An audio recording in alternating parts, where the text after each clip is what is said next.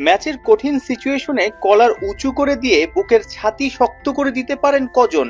সাকিব আল হাসান শুধু ব্যাটে বলেই অনন্য নন, জুনিয়র কিংবা সতীর্থদের আগলে রেখে সাহস জুগিয়েও তিনি নাম্বার ওয়ান। রাজনৈতিক কারণে দেশের বাইরে অবৈধ বোলিং অ্যাকশনে ধাক্কা খেলেন মাস চারেক।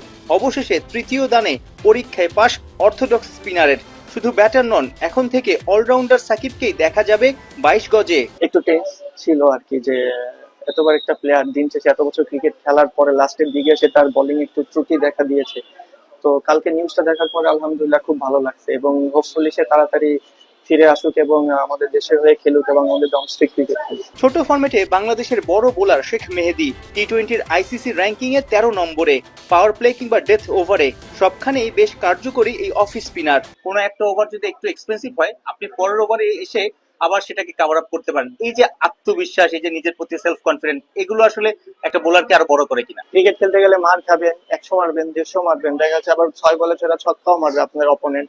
ওইখান থেকে আপনার ব্যাক করতে হবে। তো ওই মেন্টালিটি নিয়ে ক্রিকেট সবাই খেলে, বাট ওইখানে একটা কামনেস থাকাটা খুবই ইম্পর্টেন্ট।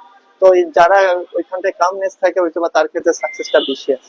ওয়েস্ট ইন্ডিজ সিরিজে দেখলাম যে আপনি দুই একটা লেগ স্পিন করেছেন, আর এটার রহস্যটা যদি বলতেন। সামটাইম কিছু হয় না যে আপনি ব্যাটসম্যানকে আটকাইতে পারতেছেন না, ডিফারেন্ট কিছু করা লাগে, ওই চিন্তা থেকে আর কি করা আর কি, যদি আপনার লটারি লেগে যায় আর কি, এমন আর কি। বছর 7 আগে বিপিএল এ কুমিল্লার জার্সিতে সালাউদ্দিনের অধীনেই লাইমলাইটে আসেন শেখ মেহেদী। প্রিয় ওস্তাদকে এখন জাতীয় দলে পেয়ে কতটা স্বস্তিতে? ফরেন কোচ যদি থাকে, যেহেতু আমরা বাঙালি, আমাদের ইংলিশের প্রতি একটু উইকনেস আছে, তো বাঙালি কোচ থাকলে যে জিনিসটা হয় কি, আমরা ফুলফিল ভাবে তাদের ভিতরে কথাটা বুঝাইতে পারি বা বলতে পারি।